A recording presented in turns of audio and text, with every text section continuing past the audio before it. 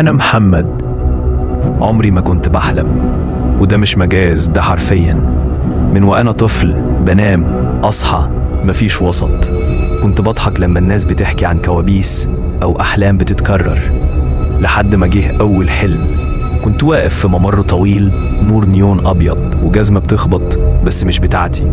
صحيت مفزوع، نسيت الحلم بعد دقايق، بس الصوت فضل في دماغي.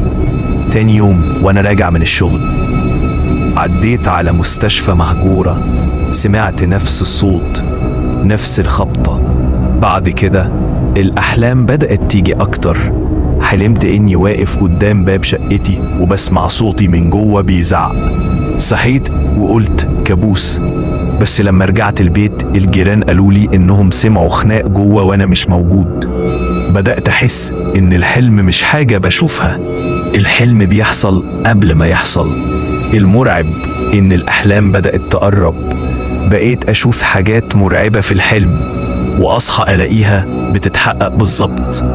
في حلم شفت نفسي بمد إيدي على ولاعة بتحرقني، صحيت إيدي فعلا محروقة.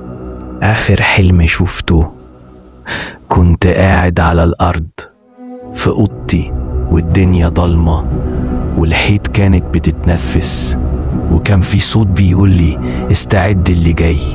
لما صحيت لقيت الساعة 4 وأنا قاعد على الأرض فعلا، والحيط كان عليها بخار أنفاس، كأني كنت قريب جدا منها، أو كأن حد تاني كان بيتنفس فيها قبلي.